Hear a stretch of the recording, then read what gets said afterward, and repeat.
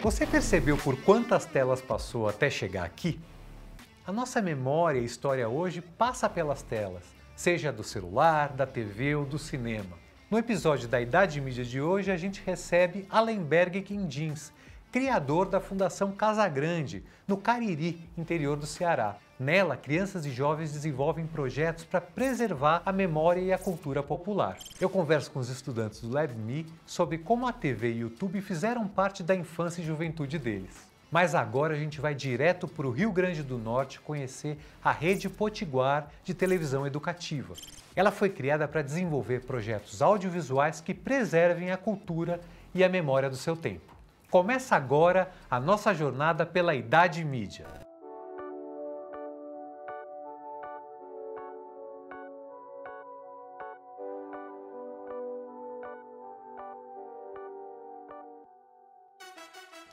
Eu sou Raimundo Melo, sou educador.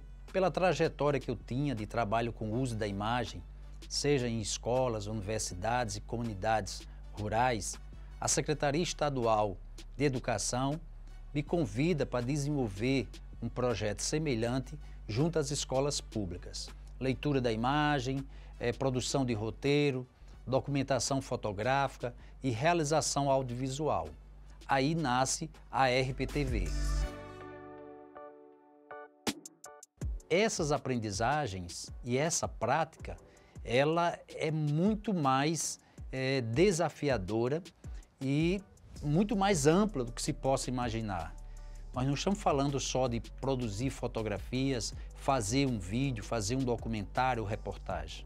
O aluno precisa pesquisar, produzir texto, desenvolver a oralidade, desenvolver habilidades de operador de câmera, de edição, de uso de programas digitais. Então é um conhecimento muito vasto.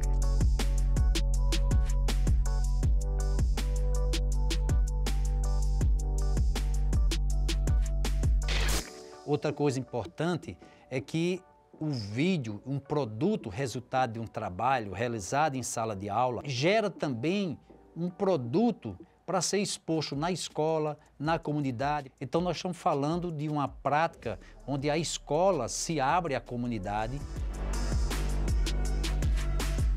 O período da pandemia foi muito crítico, E de grande impacto negativo para a realidade dos alunos das escolas públicas. Nós tivemos que nos reinventar e a gente tinha um sonho antigo dessa experiência que acontece Natal, Currais Novos, Acari, Florânia e outros municípios do Rio Grande do Norte, poder se espalhar para todo o Rio Grande do Norte. Foi aí que a gente conseguiu, com um projeto através da Lei Estadual de Cultura, conseguir um patrocínio e lançar o Prêmio Carcará de Produção Audiovisual. Em 1903, ela foi denominada, passou então a ser Triunfo e o Tapera foi tirado. Estimulou, através de um prêmio, que alunos de escolas públicas pudessem produzir conteúdos com o uso do celular e, com isso, contribuindo com debates, discussões, com estímulo a novas práticas educativas e culturais nas escolas públicas do Rio Grande do Norte.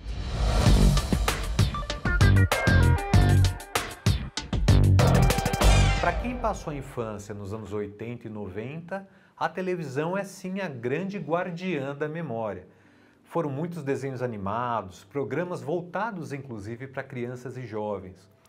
Agora, para a geração de vocês, eu imagino que a mídia digital tem esse papel de preservar a história e a memória, não? Quando eu tinha uns 5 aninhos, eu gostava muito de assistir toda a programação da TV Cultura. E daí passava o Caiu. E eu aprendi a amarrar meu sapato assistindo o Caiu. Eu uso a mesma técnica até hoje. E um exemplo básico assim, de criação foi um documentário que ajudei a criar, que foi o Celebrando o Barro, Celebrando a Vida. Ele conta um pouco sobre a história do quão é vivo essa história do barro para dentro das comunidades indígenas, A Alice Pataxó, Tucumã Pataxó, o Suriaçum Pataxó, a Laís Tupinambá, várias outras pessoas assim que faz com que as suas redes sociais ele vira um pouco disso tudo, da criação de conteúdo referente às comunidades indígenas assim em si. As grandes mídias retratam muitas vezes as comunidades que não têm voz, na maioria das vezes, só que é muito seletivo. E eu acho que a gente, como criadores de conteúdo que lutam, cada um pela sua comunidade, muitas vezes não só de uma comunidade, a gente faz parte de várias comunidades, né? A nossa afetividade vai de mostrar o que realmente é a realidade, o que a gente vive. E sim, isso envolve mostrar coisas negativas, coisas que doem, mas também mostrar as nossas vitórias, as nossas conquistas. Essa relação entre memória e identidade, ela é também muito forte. Eu queria saber como é que vocês constroem a própria identidade olhando para as múltiplas telas, seja do celular ou mesmo do cinema. Um dos desenhos que eu assistia muito na TV e que me levou assim de forma muito natural para o cinema foi a animação Turma da Mônica, em que tinham os cineclubinhos, que eles diziam. Mas depois fiquei curiosa para ir para esse espaço, de ocupar esse lugar também e ver um filme por outra perspectiva, sabe? Então aquela tela, né, menor me levou para outra tela. E isso me ajudou e foi assim me direcionando até aqui. Agora eu trabalho com várias telas. Para além do cinema, né, do conhecimento de cinema, eu teve uma época que eu passava, quando eu fiz a transição do meu cabelo, eu passava tipo dia no YouTube vendo blogueiras negras dando dicas de como passar por essa transição de penteados para fazer com cabelo e tal. A gente tem criadores de conteúdos, né, que passam essa mensagem, né, da comunidade assim de uma forma até mesmo descontraída, né, contando situações da vida. Acho que a produção e as redes sociais assim, ela vem como meu povo e vários outros povos indígenas falam, traz em si um arco e flecha e é usado como uma arma em si para se defender diante a todas essas questões sociais assim. Então é importante com que a gente se defenda, que a gente se mostre, que a gente produza conteúdo, mostre realmente o que está acontecendo. A tela une cada retalho da memória, pinta na luz as cores, sensações, grava momentos que achei que não pudesse mais viver. E aí, num clique, me vejo ali no mesmo lugar, no mesmo ambiente que eu fui feliz e volto a ser a cada revisitar.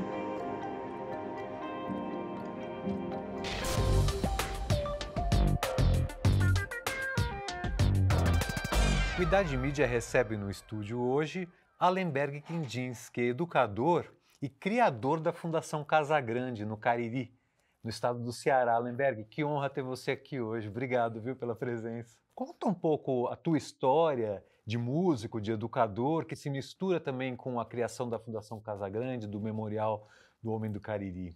Há 10 anos atrás, né, a gente fez uma pesquisa sobre a música na pré-história. Pesquisando a geografia musical, a geografia sonora da Chapada do Araripe. Chapada do Araripe é uma chapada que divide o estado do Pernambuco, o Piauí e o Ceará e a Paraíba, está ali bem naquele centro.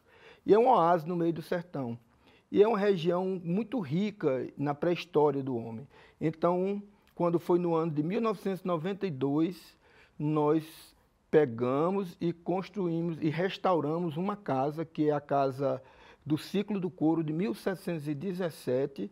Restauramos essa casa e lá nós colocamos o Memorial do Homem Cariri, que era o povo cariri, os índios cariri que habitavam ali em torno da Chapada do Araripe.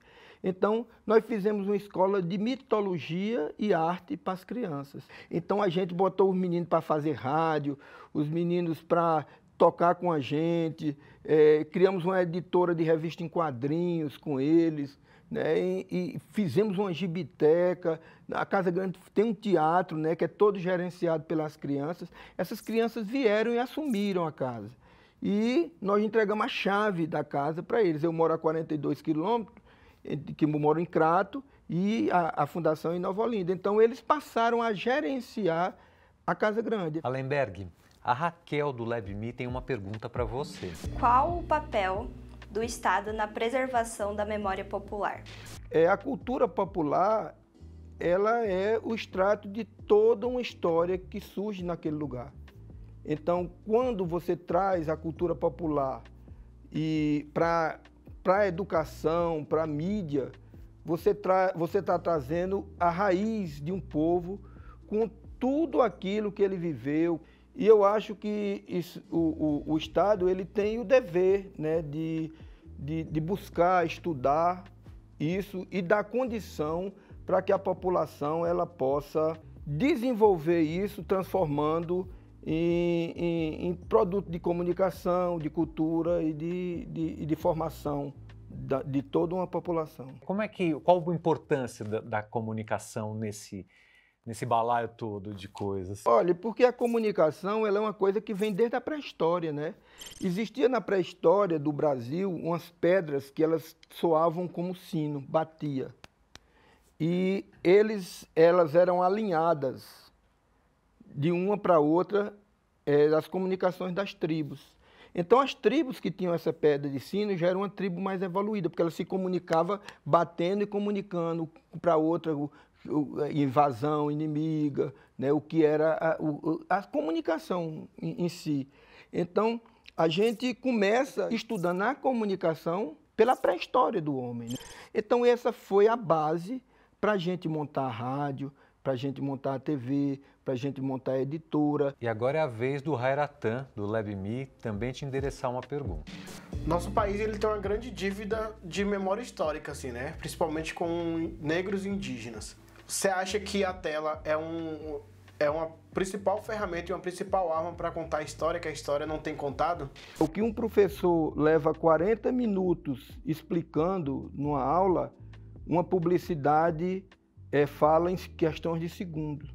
Então é muito importante uma formação dos professores para a linguagem de comunicação para os tempos de hoje e também que a escola ela tenha tecnologia para que a comunicação seja uma ferramenta de repasse de educação e de cultura. Inclusive, acho que a própria Rede Potiguara, que traz uma questão de registrar a memória de um tempo pela tela educativa, né? E agora a gente tem muitas telas. Como você enxerga isso? Olha, porque a origem não é da tecnologia para o homem, é do homem para a tecnologia. Porque, na realidade, a gente esquece que nós estamos num planeta. Esse planeta é vivo, nós somos filhos desse planeta.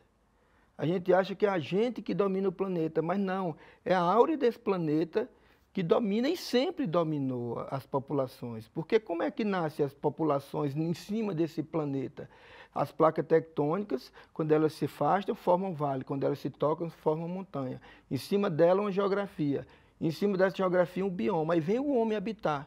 Então, a relação com tudo isso é que o homem, observando, traz todos esses adventos tecnológicos. Como eu estava dizendo, era uma pedra que batia igual um sino, hoje em dia é um celular. Nada é feito de tecnologia sem conhecimento da natureza.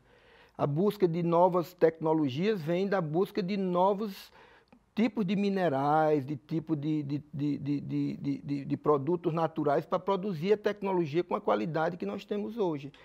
É como diz Gilberto Gil, de onde é que vem o baião? Vem debaixo do barro do chão. Maravilha. Lemberg, muito obrigado, viu, por esse papo, por essa aula de hoje aqui. Eu agradeço demais você ter vindo ao Idade Mídia.